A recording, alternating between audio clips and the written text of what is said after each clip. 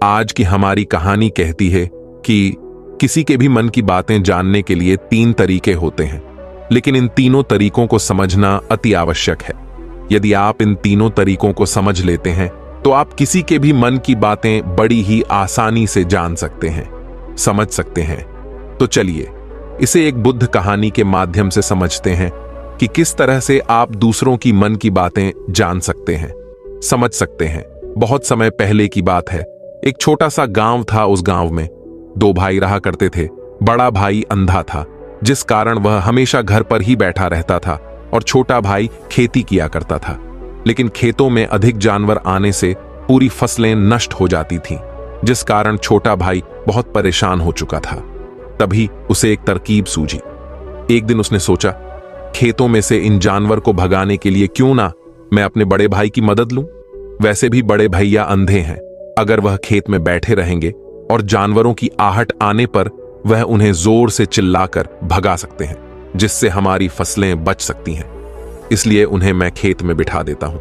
यह सब सोच विचार करने के बाद उसने अपने खेत में ही एक छोटी सी झोपड़ी तैयार की और अपने अंधे भाई को उस खेत में बिठा दिया और उनसे कहा, भैया, यदि कोई जानवर की आहट आपको सुनाई दे तो आप जोर जोर से चिल्लाना। यह सुनकर वह जानवर यहां से भाग जाएंगे और हमारी फसलें नष्ट होने से बच जाएंगी। बड़ा भाई अपने छोटे भाई की बात मान लेता है और वह उस दिन से खेत में ही रहना शुरू कर देता है। जब भी किसी जानवर की आहट उसे सुनाई देती तो वह तुरंत जोर जोर से चिल्लाना शुरू कर देता, जिससे वह जानवर उसके खेतों से भाग जाते। उसे ऐसा करते करते कई दिन बीत चुके थे। तभी एक दिन उसके खेत में एक हिरण भागता हुआ आता है और वह उसके खेत के बांध को तोड़कर वहां से भाग गया। लेकिन उसी हिरण का पीछा करते हुए एक राजा भी उस खेत में आ पहुंचा। राजा उसके खेत के आसपास देखते हैं, पर उसे वो हिरण कहीं नहीं दिखाई दिखता। तभी राजा की नजर उस अंधे भाई पर पड़ती है। राजा उस व्यक्ति के पास जाकर कहता है, देखो, मैं यहां पर एक जानवर का पीछा करते हुए आया हूं। क्या तुमने उस जानवर को यहां पर देखा है? इस पर वह व्यक्ति कहता है, हे राजन, मैं तो अंधा हूं। मैं भला किसी जानवर को कैसे देख सकता हूं? लेकिन मैं आपको इतना जरूर बता सकता हूं कि जो जानवर मेरे खेतों से होकर भागा है वह आपके लायक नहीं है। आप उसके पीछे अपना समय यूं ही व्यस्त कर रहे हैं। राजा उस अंधे व्यक्ति की बात सुनकर बड़ा अचरज में पड़ गया। वह यह सोचने लगा कि आखिर यह तो अंधा है, फिर इसे कैसे पता कि जिस हिरण को मैं तलाश रहा हूं वह हिरण मेरे लायक है ही नहीं। यह अंधा व्यक्ति मुझे कैसे बता सकता है? तभी राजा उस अंधे व्यक्ति से कहता है, कहीं तुम मुझसे झूठ तो नहीं कह रहे? एक तरफ तुम यह कहते हो कि तुम अंधे हो और दूसरी तरफ तुम यह भी कह रहे हो कि जो जानवर यहां से भागा है वह मेरे लायक नहीं है। इस पर वह अंधा व्यक्ति कहता है, हे राजन, जिसे आप एक हिरण समझ रहे हैं, असल में वह एक हिरण नहीं है, बल्कि एक हिरणी है, और वो भी गर्भवती है। और जहां तक मुझे ज्ञान है, मैंने कभी किसी राजा को किसी गर्भवती हिरणी का शिकार करते हुए नहीं सुना है। और इसी कारण मैं आपसे यह कह रहा हूं कि वह हिरणी आपके लायक नहीं है। आप उसके पीछे अपना समय व्यर्थ ना करें। यह सुनकर राजा और भी अचरज में पड़ गया। वो यह सोचने लगा कि आखिर यह अंधा आदमी यह कैसे जान सकता है कि वो हिरणी है और गर्भवती है। राजा कुछ देर सोच विचार करने के बाद अपने सेनापति से कहता है, सेनापति जी, मुझे वह जानवर जिंदा चाहिए, क्योंकि मुझे यह पता करना है क्या वह हिरणी है और क्या वह गर्भवती है, क्योंकि यह अंधा आदमी बहुत विश्वास के साथ कह रहा है और मुझे इस बात की पुष्टि करनी है। यदि वह हिरणी हुई और गर्भवती हुई तो वह हमारे शिकार के लायक नहीं है, क्योंकि हम तो एक हिरण का पीछा कर रहे थे। इसलिए जाओ और पता करो कि क्या वह हिरणी है। सेनापति राजा से आज्ञा लेकर आगे की ओर बढ़ चलता है और कुछ देर बाद जब वह वापस लौट कर आता है तो वह राजा को कहता है, हे राजन, इस अंधे आदमी ने जो भी बातें कही हैं वह बिल्कुल सही है। वह एक हिरणी ही है और वह गर्भवती भी है। यह सुनकर राजा आश्चर्यचकित रह गया। उसे समझ नहीं आ रहा था कि आखिर अंधा आदमी कैसे पता कर सकता है कि वह जानवर एक हिरणी है और तो और वह गर्भवती है। भला एक अंधा आदमी यह कैसे देख सकता है, यह कैसे जान सकता है? आखिर इसे यह कैसे पता चला? ऐसे कई प्रश्न अब राजा के मन में आने लगे थे।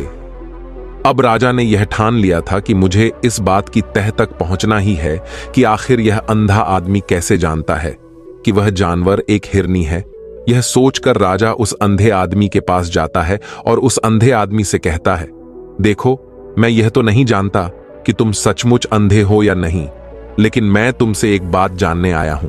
क्या तुम मेरे प्रश्न का सही सही जवाब दोगे?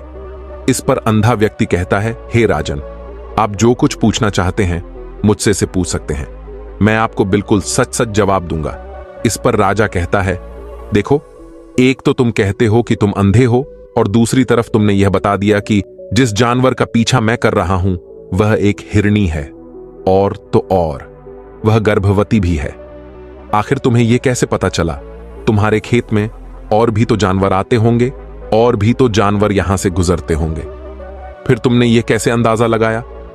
तभी वह अंधा व्यक्ति राजा से कहता है, हे राजन, आप जिस हिरणी का पीछा कर रहे थे वही हिरणी जब मेरे खेत में आई, उसकी रफ्तार और उसके भागने की आहट से मुझे यह एहसास हो चुका था कि यह एक हिरणी है, और मेरे खेत की जो बांध है वह बहुत छोटी है, उसकी ऊंचाई ज्यादा नहीं है।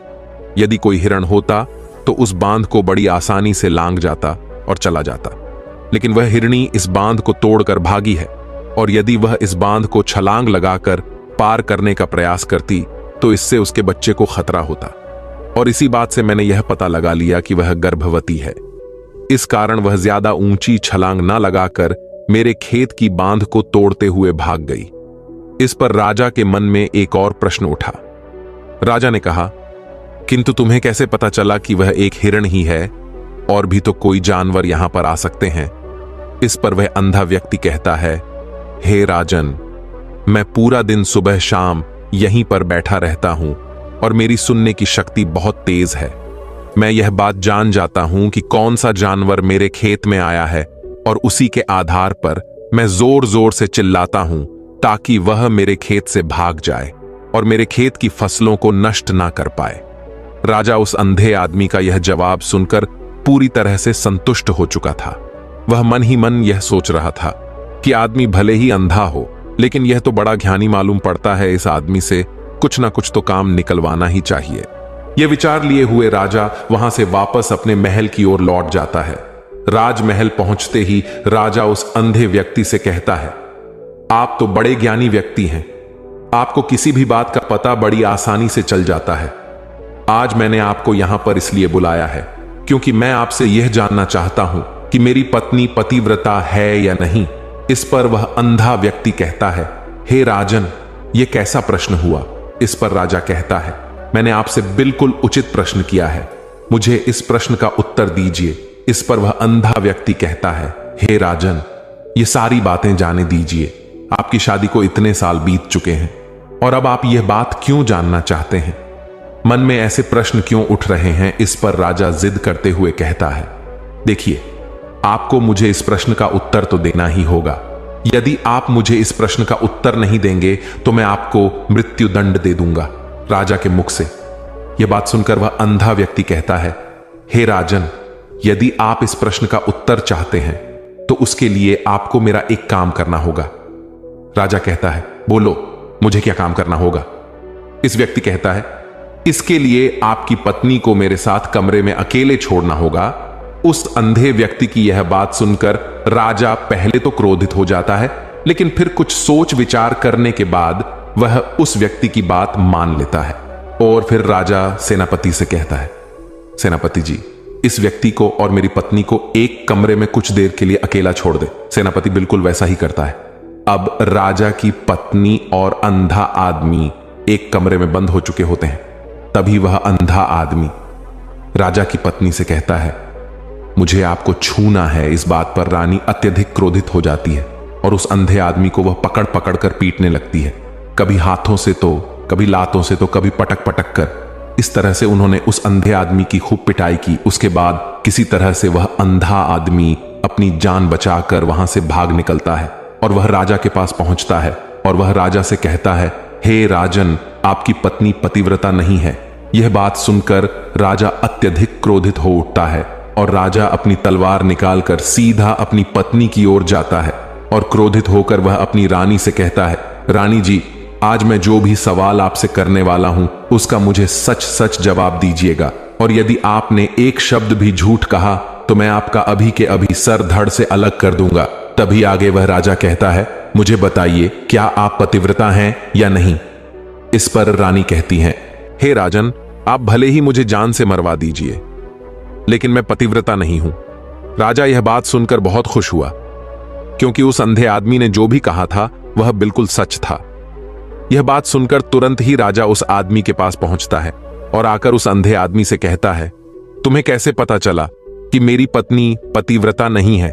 इस पर वह अंधा आदमी कहता है, हे राजन, बड़ी सीधी सी बात है। मैंने तो आपकी पत्नी से बस इतना ही कहा था कि मुझे आपको छूना है, और इस बात पर वह इतना क्रोधित हो उठी कि उन्होंने गुस्से में आकर मुझे लात घूस से पीटना शुरू कर दिया। और भला कोई औरत किसी और मर्द को कैसे छू सकती है?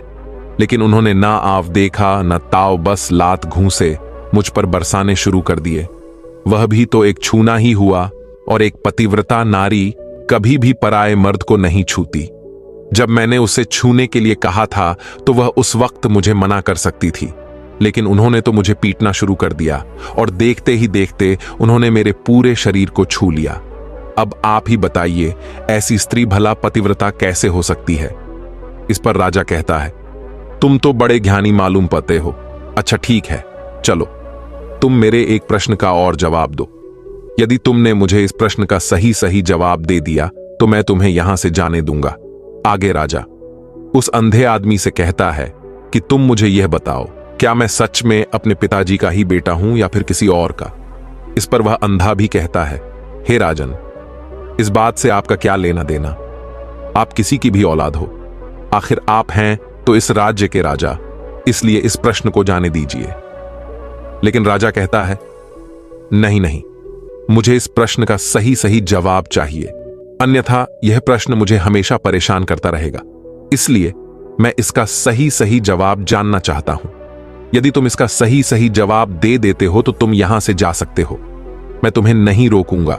इस पर वह अंधा आदमी कहता है, हे राजन, इसके लिए तो मुझे आपके मां के पास भी जाने की कोई आवश्यकता नहीं है। मैं आपको अभी अभी यह बता सकता हूं कि आप किसकी औलाद हैं, लेकिन उससे पहले मैं चाहता हूं कि आप मुझसे एक वादा करें कि आप मुझ पर क्रोध नहीं करेंगे।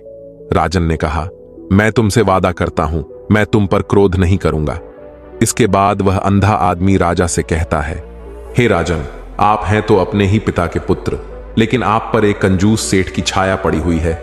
यह सुन राजा बहुत क्रोधित हो उठा और वह तुरंत तलवार निकालकर अपनी मां के पास जा पहुंचा। वह वहां पर पहुंचने के बाद अपनी मां से कहता है, मां, मुझे सच सच बताइए, क्या मैं अपने ही पिता का पुत्र हूं या नहीं? यदि आपने मुझे सही सही नहीं बताया तो वह यहीं पर अपने प्राण त्याग दूंगा। मुझे बताओ क्या सच है? इस पर उस राजा की मां कहती है, बेटा तू है तो अपने ही पिता का पुत्र, लेकिन तुम्हारे ऊपर एक कंजूस सेठ की छाया पड़ी हुई है। जब मैं एक बार नहाने के बाद अपना मुंह आईने में देख रही थी, तभी उस कांच के पीछे मुझे एक कंजूस सेठ नजर आता है और उसी की छाया तुम पर पड़ चुकी है। यह सुन राजा बहुत खुश हो जाता है और वह तुरंत दौड़ा दौड़ा वापस उस अंधे आदमी के पास पहुंचता है और उस अंधे आदमी से कहता है, तुम्हें यह कैसे पता चला कि मुझ पर एक कंजूस सेठ की छाया पड़ी हुई है? इस पर वह आदमी राजा से कहता है, हे राजन, आपने मुझसे कई सारे सवाल पूछे जिनका जवाब मैंने आपको सही सही दिया है। यदि कोई और राजा होता तो मुझे इसके बदले में ढेरों सारे इनाम मिल चुके होते, लेकिन अब तक आपने मुझे एक एक फूटी कौड़ी तक नहीं दी है। इस बात से ही मैंने अंदाजा लगा लिया था कि आप बहुत कंजूस हो। यह बात सुनकर राजा जोर जोर से हंसने लगता है और कहता है कि आप जो भी मांगेंगे वह मैं आपको अवश्य दूंगा, लेकिन मुझे यह बताओ कि तुम्हें कैसे पता चल जाता है कि कौन सी बात सही है और कौन सी गलत? तुम किसी भी बात का इतना सटीक और सही जवाब कैसे दे पाते हो? पर वह अंधा आदमी कहता है, हे राजन, मैं तो वैसे ही अंधा हूं। यदि मेरी आंखें होती तो मैं किसी की भी मन की बातें बड़ी सरलता से जान लेता। मन की एक भाषा होती है और यह भाषा मनुष्य के शरीर के व्यवहार के रूप में देखी जा सकती है। उसकी आंखों से, उसके होठों से, उसके काम करने के तरीके से, उसकी क्रियाओं से पता किया जा सकता है कि उसके मन में क्या चल रहा है। उसके आधार पर हम किसी के भी मन की बातें जान सकते हैं। लेकिन मैं तो अंधा हूं, मैं देख नहीं सकता, इसलिए मैं क्रियाओं से देखता हूं। यदि मुझे कोई बात जाननी हो तो अगले आदमी को कुछ काम देना पड़ता है। जिस पर वह व्यक्ति किस प्रकार काम करता है, किस तरीके से इस काम को करता है, उसके आधार पर ही मैं यह पता कर पाता हूं कि उसके मन में क्या चल रहा है। तभी वह राजा कहता है, तो क्या इसका अर्थ यह हुआ कि मैं भी किसी के मन की बातें जान सकता हूं? इस पर वह अंधा आदमी कहता है, हे राजन, अवश्य आप भी किसी भी व्यक्ति के मन की बात जान सकते हैं, किंतु उससे पहले आपको अपने ऊपर एक काम करना होगा, और वह काम है अपने मन को शांत करना, अपने मन को वर्तमान में लाना होगा, जिसके लिए मैं आज आपको 3 तरीके बताने वाला हूं। और यह तीनों ही तरीके बड़े ही आसान और सरल है। किंतु हे राजन, उससे पहले आपको एक काम करना होगा, अपने मन को एकाग्र करना होगा। जब हम अपने मन को एकाग्र करते हैं, अपने मन को वर्तमान में लाते हैं, तो हम दूसरे के मन की बात जान सकते हैं, क्योंकि वह आदमी अभी भी अपने मन में वर्तमान में ही सोच रहा है, और हमें भी मन को वर्तमान में ही लाना होगा। तभी हम उसके मन की बातें जान सकते हैं। यदि हम अतीत में हुई घटनाओं के बारे में सोच रहे हैं, तो वह जो अगला आदमी वर्तमान में सोच रहा है, वर्तमान में अपने मन में बात कर रहा है, वह हम कैसे जान पाएंगे? क्योंकि हम तो अतीत की घटनाओं में डूबे हुए हैं। इसलिए किसी के भी मन की बात जानने के लिए सबसे पहले हमें हमारे मन को एकाग्र करना होगा, उसे वर्तमान में लाना होगा। आगे वह व्यक्ति राजा से कहता है, हे राजन, जो 3 तरीके मैं आपको बताने वाला हूं, इन 3 तरीकों से बड़ी आसानी से किसी के भी मन की बातें जान सकते हैं। उसके बाद वह अंधा आदमी राजा से कहता है, हे राजन, जो सबसे पहला तरीका है वह है आंखों पर ध्यान देना। किसी व्यक्ति से बात करते वक्त उसकी आंखों में देखना, उसकी आंखों पर ध्यान देना, जो सबसे ज्यादा जरूरी है, क्योंकि आंखें बोलती नहीं पर बहुत कुछ कह जाती हैं। यदि हम किसी व्यक्ति की आंखों के इशारों को समझना सीख जाएं, हम यह जान पाएंगे कि उस व्यक्ति के दिमाग में क्या चल रहा है, वह क्या सोच रहा है और अभी वह क्या करने वाला है। मेरे पास आंखें नहीं हैं, लेकिन मैंने अपने गुरु से यह विद्या सीखी है, क्योंकि बहुत सालों पहले मेरे पास आंखें थीं और मैं उस वक्त लोगों के मन की बातें केवल उनकी आंखों से ही जान लेता था। इसलिए यदि आप भी दूसरों की मन की बातें जानना चाहते हैं, तो आपको भी उनकी आंखों पर गौर करना चाहिए, जैसे कि उनका आकार कैसा है, वह कब, कहां और किधर देख रहे हैं। यदि उसकी आंखें यहां वहां घूम रही हैं, जब आप उससे बातें कर रहे हैं, तो यहां वह इधर उधर मोड़ रहा है, कभी ऊपर तो कभी नीचे या कभी आसपास, या फिर उसकी आंखें खुश नजर आ रही हैं, या फिर आंखें निराश नजर आ रही हैं, जैसे कि चोर होता है। उसकी आंखों में जब हम देखते हैं तो हमें यह पता चलता है कि अगले आदमी ने कोई गलती की है। ठीक उसी प्रकार जब हम किसी चालाक व्यक्ति की आंखों में देखते हैं, तो आपको पता चलेगा कि उसकी आंखों में एक भाषा होती है, एक बहुत ही सीधा और आसान तरीका होता है। यदि आपको यह पता लगाना है कि सामने वाला व्यक्ति आपसे झूठ कह रहा है या फिर सही, तो आपको उसकी आंखों पर ध्यान देना अति आवश्यक है। यदि सामने वाला व्यक्ति आपसे बात करते वक्त वह व्यक्ति अपनी आंखें यहां वहां घुमा रहा है, ऊपर नीचे इधर उधर दाएं बाएं हर जगह देख रहा है, तो इसका अर्थ यह हुआ कि वह उस बात से निकलने का कोई रास्ता ढूंढ रहा है, वह कोई झूठ बना रहा है। यदि सामने वाला व्यक्ति आपसे कुछ झूठ कहने का प्रयास कर रहा है, तो वह आपसे नजर नहीं मिलाएगा, वह यहां वहां देखेगा, ऊपर नीचे देखेगा, लेकिन वह आपकी आंखों में आंखें डालकर कभी नहीं देख पाएगा, क्योंकि उसे डर है कि यदि उसने आपकी आंखों में आंखें डालकर देखी तो उसका झूठ पकड़ा जाएगा और लोगों को सच्चाई का पता चल जाएगा। और इसी प्रकार कुछ और भी भाषाएं होती हैं। जब आप किसी की आंखों में आंखें डालकर यह देखना शुरू कर देंगे कि उसके हाव भाव क्या है, ठीक उसी प्रकार चेहरे के हाव भाव होते हैं, जिससे हम मन की बातें बड़ी आसानी से समझ सकते हैं, और इन्हें भी समझना बहुत जरूरी है। कभी कभी कोई व्यक्ति अपने चेहरे से जैसे आंख, होठ और बहुत से कुछ अलग अलग व्यवहार करता है। यदि आप किसी व्यक्ति के चेहरे में गौर करेंगे तो आप आसानी से समझ पाएंगे कि वह व्यक्ति निराश है, जब व्यक्ति बहुत उदास है, या फिर वह बहुत खुश है, या फिर उसे कोई बहुत बड़ा दुख है, वह अपने अंदर क्या महसूस कर रहा है। यह सारी बातें हम उसके चेहरे के हाव भाव से पता कर सकते हैं। फिर चाहे इंसान जुबान से कुछ बोले या ना बोले, लेकिन आप उसके चेहरे से सब कुछ पता कर सकते हैं। आगे व्यक्ति राजा से तीसरा तरीका बताते हुए कहता है, हे राजन, इसी प्रकार तीसरी भाषा भी है, अर्थात तीसरा तरीका भी है। और वह है हाथों के इशारे और शरीर का व्यवहार। मन की बात समझने के लिए हमें हाथ के इशारे और शरीर के व्यवहार को समझना बहुत आवश्यक है। कोई व्यक्ति जब बात करता है तो आपने देखा होगा कि वह अपने हाथों को हिलाता रहता है, अपने हाथों से इशारा करता रहता है। बातों के साथ साथ अपना शरीर का जो व्यवहार है अर्थात बॉडी लैंग्वेज, उसका भी पूरा उपयोग करता है, जिससे हमें यह पता चल पाता है कि वह व्यक्ति हमारी बातों पर कितना ध्यान दे रहा है और उसके मन में क्या चल रहा है। शरीर के व्यवहार को देखने के लिए उसके हाथ हिलाया, शरीर मटकाया और चेहरे पर बार बार हाथ लाने, हाथों का एक दूसरे से मसल, ऐसी बहुत सी क्रियाएं होती हैं। उस पर हमें ध्यान देना अति आवश्यक है। मन की बात को समझने के लिए हमें व्यक्ति के व्यवहार को भी समझना पड़ता है। यदि हम इन 3 तरीकों को सही तरीके से ध्यान देकर इन 3 तरीकों को अच्छे से समझ लेते हैं तो हम बहुत जल्दी किसी भी व्यक्ति के मन की बातें बड़ी सरलता और सहजता से जान सकते हैं। इसलिए यदि आपको किसी के मन की बातें जाननी है तो आपको उसकी आंखों पर, उसके चेहरे पर, उसके शरीर के हाव भाव को और उसके हाथों को ध्यानपूर्वक देखना और समझना होगा, जिससे आप यह समझ पाएंगे कि आखिरकार उसके मन में क्या चल रहा है और वह क्या सोच रहा है। लेकिन उनसे पहले आपको अपने मन को एकाग्र करना होगा, शांत करना होगा और अपने मन को वर्तमान में लाना होगा। तभी आप उस व्यक्ति की इन सभी क्रियाओं पर ध्यान दे पाएंगे, उन्हें समझ पाएंगे। अन्यथा आप यदि अतीत की घटनाओं में व्यस्त हैं, भविष्य की योजनाओं में व्यस्त हैं, तो आप उस व्यक्ति के हाव भाव पर कभी ध्यान ही नहीं पाएंगे और ना ही आप कभी यह समझ पाएंगे कि आखिर उस व्यक्ति के मन में क्या चल रहा है, वह क्या सोच रहा है। आपने देखा होगा कि ऐसे कई बड़े संत महात्मा हैं जो बड़ी ही शांति से आपको देखते हैं और आपको देखकर ही यह बता देते हैं कि आपके मन में क्या चल रहा है, आप उनसे क्या जानने आए हैं।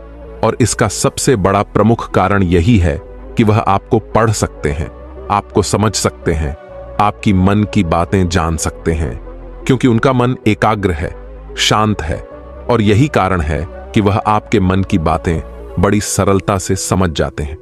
यदि आपने अब तक पूरी कहानी को सुना है तो मैं आपसे एक छोटा सा अनुरोध करना चाहता हूं। कृपया इस चैनल को सब्सक्राइब करें। अगर आपको यह वीडियो पसंद आई हो तो इस वीडियो को लाइक और अपने दोस्तों के साथ शेयर भी जरूर कीजिएगा और हमें ऐसे ही सपोर्ट करने के लिए चैनल को सब्सक्राइब और घंटी बटन को जरूर दबा दीजिए।